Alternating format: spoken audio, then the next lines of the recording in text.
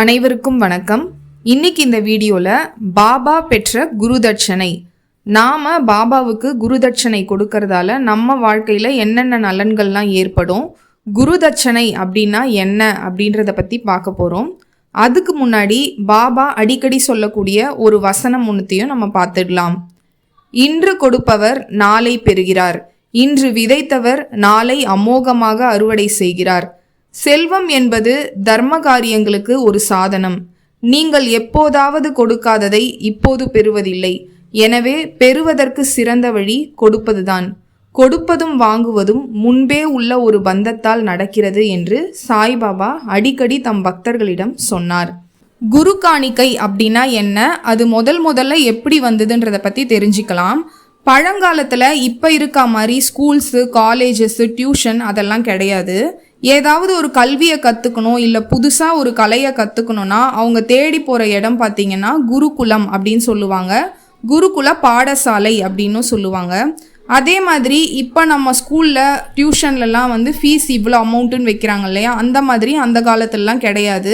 அவங்க கிட்ட படிக்க வர மாணவர்கள் விரும்பி எதை கொடுக்குறாங்களோ அதை தான் குரு தட்சணையாக பெறுவாங்க. சில பேர் ஆரம்பத்திலேயே தன்னுடைய குருவுக்கு காணிக்கையை செலுத்துவாங்க. சில பேர் முடிஞ்சதுக்கு அப்புறம் நன்றி தெரிவிக்கிற விதமாக தன்னுடைய குரு தட்சணையை கொடுப்பாங்க. அதே மாதிரி பணத்தை மட்டும் குருதட்சணையாக கொடுக்காம அந்த காலத்தில் இருந்தவங்க நிறைய வித்தியாசமான பொருள்களையும் குருதட்சணையாக கொடுத்தாங்க. அது என்னென்னு பார்த்தீங்கன்னா, சில பேர் தன்னுடைய குருவுக்கு பசுமாடுகளை தானமாக கொடுத்தாங்க, சில பேர் நிலங்களை தானமாக கொடுத்துருக்காங்க, சில பேர் பொன் பொருட்களை தானமாக கொடுத்துருக்காங்க. அந்த அளவுக்கு கற்றுக்கிற கலைக்கும் படிப்புக்கும் தன்னுடைய குருவுக்கும் பெரிய முக்கியத்துவம் கொடுத்தாங்க. அந்த கலைகளை எல்லாம் ஒரு தெய்வமாகவே மதிச்சாங்க. மகாபாரதத்தில் பார்த்தீங்கன்னா ஏகலைவன் தன்னுடைய குரு துரோணாச்சாரியாருக்கு தன்னோட கட்டை விரலை குரு காணிக்கையாக செலுத்தினாரு. அதே மாதிரி ராமரும் அவருடைய தம்பி பரதனும் குருவுக்கு சேவை செஞ்சு அவருடைய பாதுகையை தலையில வச்சு அவருக்கு மரியாதை செலுத்தினாங்க. அந்த அளவுக்கு குருவுக்கு மரியாதை கொடுத்தாங்க, குரு காணிக்கைக்கும் அந்த அளவுக்கு முக்கியத்துவம் கொடுத்தாங்க. இப்போ சாய்பாபாவுக்கு எப்படி குருதட்சணை கொடுக்கிற வழக்கம் வந்தது அப்படின்றத பத்தி பார்க்கலாம். பாபா ஷிரடிக்கு வந்த புதுசில் யார்கிட்டையுமே எதுவுமே கேட்டது கிடையாது. ஏன் சாப்பாடு கூட யார்கிட்டையுமே கேட்டு அவர் வாங்கி சாப்பிட்டதில்லை. துவாரகா மாயி மசூதியில் அவர் வசிக்க ஆரம்பித்த பிறகு பக்தர்களுக்கு சக்தி மிக்க அவருடைய உதி சாம்பலை மட்டும் பிரசாதமாக கொடுத்துட்டே வந்துட்டு இருந்தாரு. அந்த சமயத்தில் தான் பக்தர்களில் யாராவது 1-2 பேர் பாபா முன்னாடி சில செப்பு காசுகளை வச்சுட்டு போவாங்க. முதல்ல பாபா அதை கண்டுக்கவே இல்லை. அதுக்கப்புறம் அந்த நாணயங்களை கையாள தொடங்கினாரு. ஒரே ஒரு செப்பு காசு வச்சாக்கா அதை எடுத்து தன்னோட கஃப்னி உடைக்குள்ள சட்டப்பைக்குள்ளே போட்டுக்குவார். 2 செப்பு காசுகள் வச்சுருந்தாங்கன்னா அதை எடுத்து ஆசீர்வதித்து வச்சவர்கிட்டயே திருப்பி கொடுத்துடுவார். பாபா தன்னுடைய சட்டைப்பைக்குள்ளே சேர்த்து வச்ச சில செப்பு காசுகளை வச்சு உதி நெருப்பு குண்டத்துக்கு தேவையான விறகுகளை அந்த காசை வச்சு வாங்குவார். அதே மாதிரி பாபாவுக்கு களிமண் குழாய், அதை சில்லம்னு சொல்லுவாங்க, அதில் புகையிலை, நம்ம பீடி சிகரெட் பிடிக்கிறோம் இல்லையா, அந்த மாதிரி பொருளுக்கு தேவையான புகையிலையும் வாங்கி அந்த செப்பு காசு மூலமாக வச்சுப்பார். சில சமயம் தீபம் ஏற்றுறதுக்கு தேவையான எண்ணெயை வாங்கிறதுக்கும் அந்த காசுகளை செலவு செய்வார். ஒரு நாள் கூட அவர் அந்த பணத்தை சேர்த்து வச்சதே கிடையாது. அதற்கான அவசியமும் அவருக்கு வரவே இல்லை. அந்த காலத்தில் பார்த்தீங்கன்னா மகான்களையோ சித்தர்களையும் வெறும் கையோட போய் பார்க்க மாட்டாங்க. ஏதாவது பழமோ பணமோ வச்சு ஒரு தாம்பூல தட்டில் பயபக்தியோடு கொடுத்து ஆசீர்வாதம் வாங்குவாங்க. இந்த பழக்கம் இந்த மாதிரி பாபாவுக்கும் சில பேர் கொடுக்க ஆரம்பித்ததும் அவருக்கு தட்சணை கொடுக்குற வழக்கம் உருவாச்சு. இதுக்கப்புறம் பாபாவே அவருக்கு வேணுன்ற தட்சணையை கேட்டு வாங்க ஆரம்பித்தார். அவர் பணக்காரர், ஏழை, இந்து, முஸ்லீம், தெரிஞ்சவங்க, தெரியாதவங்க அப்படின்லாம் எந்த பாகுபாடும் பார்க்காம குருதட்சணையை கேட்டு வாங்க ஆரம்பித்தார்.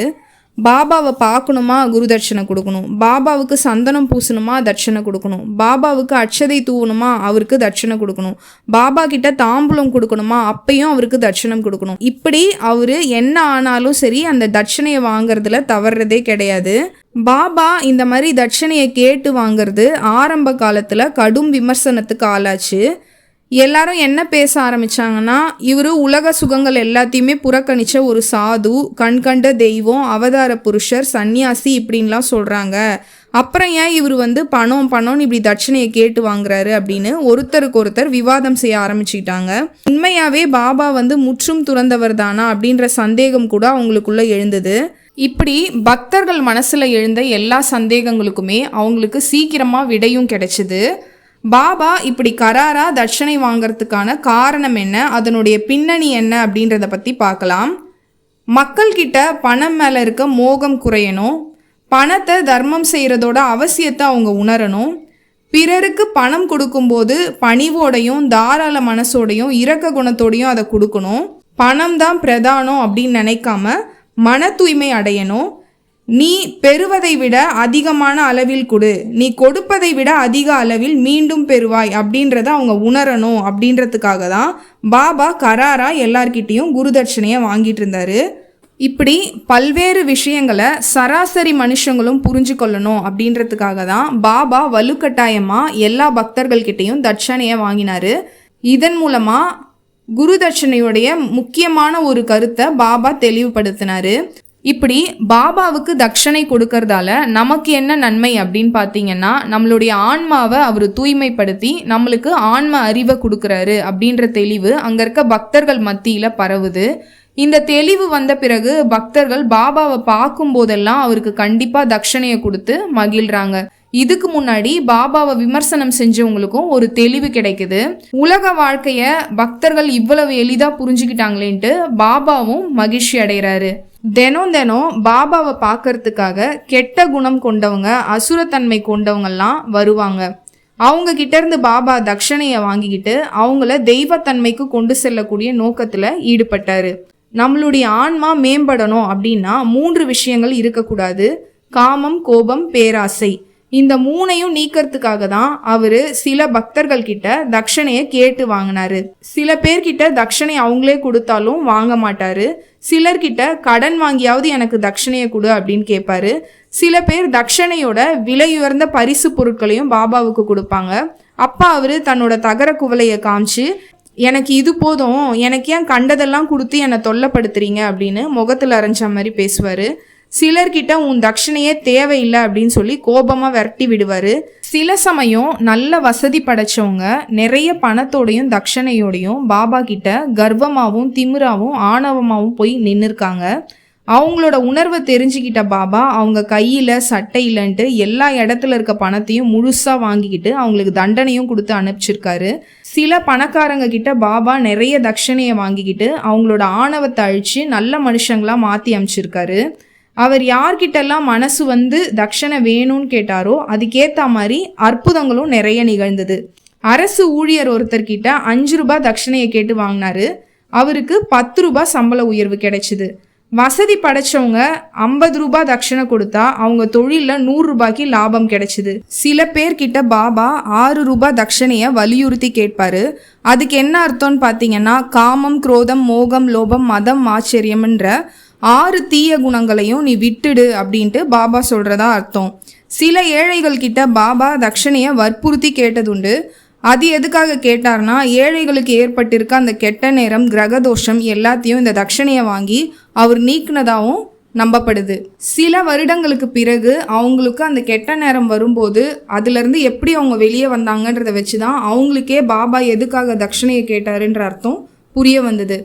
இப்படி தட்சணை பெற விஷயத்தில் பலவிதமாக பாபா நடந்துக்கிட்டாலும் அந்த பணத்தை எல்லாம் ஏழைகளுக்கும் பொது சேவைக்கும் தான் பயன்படுத்தினார். ஒவ்வொரு நாளும் அவர் வாங்குற அந்த தட்சணை பணத்தை மீதி வைக்காம எல்லாருக்குமே பிரித்து கொடுத்துருவாரு. சில சமயம் எல்லா பணத்தையும் கொடுத்ததுக்கப்புறம் சில ஏழைகள் பாபா கிட்ட பணம் கேட்பாங்க. உடனே பாபா கையை மூடி திறந்து போடுவார். அவர் உள்ளங்கையிலேருந்து சில காசுகள் விழும். தினமும் அவருக்கு கிடைக்கிறது அதிகபட்சமாக 100 ரூபாய் தான் தட்சணை கிடைச்சிது. ஆனால் அவர் பகிர்ந்து கொடுக்குற பணம் பார்த்தீங்கன்னா 300 தாண்டும். அது எப்படின்றது இன்னைக்கு வரைக்கும் யாருக்குமே தெரியல. ஒரு காலகட்டத்துக்கு பிறகு இப்படி தட்சணை பணத்தை குறிப்பிட்ட சிலருக்கு தவறாமல் பாபா கொடுக்க ஆரம்பித்தார். அப்படி யாருக்கெல்லாம் பாபா பணத்தை கொடுத்தாருன்னு பார்த்தீங்கன்னா, தன்னோட எப்போவுமே இருக்கக்கூடிய படே பாபாவுக்கு 55 ரூபாயும், தாத்யா பாட்டேல் கோடேவுக்கு ரூபாய் 35, பாயாஜி பாட்டேலுக்கு ரூபாய் 4, தொழுநோயாளிகளான பாகோஜி ஷிண்டேக்கு ரூபாய் 4, ஜமாலி முஸ்லிம் பெண் அவளுக்கு ரூபாய் 7, லக்ஷ்மி பாய்க்கு ரூபாய் 4, ராம்சந்தர் பாட்டேலுக்கு ரூபாய் 4 அப்படின்னு கொடுத்தாரு. இரவு நேரத்தில் எல்லா பக்தர்களும் வந்து பாபாவோட காலை தொட்டு வணங்குறது வழக்கம். அப்படி யாரெல்லாம் அவர் காலை தொட்டு வணங்குறாங்களோ அவங்க எல்லாருக்குமே ஒரு ரூபாய் ஆசீர்வாதமாக கொடுத்தாரு. அவர் மகா சமாதி அடையறதுக்கு 12 ஆண்டுகளுக்கு முன்னாடியிலேருந்தே இந்த பழக்கத்தை கடைபிடிச்சிட்டு வந்தார். இந்த 12 ஆண்டுகளில் சாய்பாபா பக்தர்களுக்கு தட்சணையாக கொடுத்த பணத்தோட எண்ணிக்கை 13,14,000 ரூபாய்னு கணக்கிடப்பட்டிருக்கு. பாபா சிலர்கிட்ட செப்பு காசுகளை கொடுக்கும்போது இந்த காசை பத்திரமா வச்சுக்கோ அப்படின்னு சொல்லி கொடுப்பாரு. சிலர்கிட்ட காசை கொடுத்து இந்த காசுக்கு தினமும் நீ பூஜை செய் அப்படின்னும் சொல்லுவார். இதன் மூலம் பாபா தன் கையால் தொட்டு கொடுக்கும் ஒவ்வொரு காசுக்கும் புனிதமும் மகத்துவமும் நிறைஞ்சது அப்படின்றத உணர்ந்தாங்க. அதை புரிஞ்சுக்கிட்ட பலர் பாபா கொடுத்த செப்பு காசுகளை பத்திரப்படுத்தி பூஜை செய்யவும் ஆரம்பித்தாங்க. ஷீரடியில் இருக்க சிலர் வீடுகளில் இப்போவும் சாய்பாபா கொடுத்த அந்த செப்பு காசுகள் வச்சுருக்காங்க. அவங்களோட வாரிசுகள் எல்லாம் வழி வழியாக இன்றைக்கும் சாய்பாபா கொடுத்த அந்த நாணயங்களுக்கு பூஜை செஞ்சுட்டு வராங்க. இப்போ இந்த வீடியோலேருந்து குருவுக்கு ஏன் தட்சணை கொடுக்குறோம், குரு தட்சணையோட சிறப்பு எல்லாத்தையுமே தெரிஞ்சிட்டு இருந்திருப்பீங்க. பாபாவுக்கு நீங்கள் ரூபாய் கொடுத்தாலும் அதுக்கான நல்லதை உங்களுக்கு செய்ய ஆரம்பிச்சிருவாரு. இதுக்கு முன்னாடி எதுக்காக காசு வைக்கிறோன்னே உங்களுக்கு தெரிஞ்சிருக்காது. இதிலேருந்து சில யூஸ்ஃபுல்லான விஷயங்களை தெரிஞ்சிட்டு இருந்திருப்பீங்க. நன்றி, வணக்கம், ஓம் சாய்ராம்.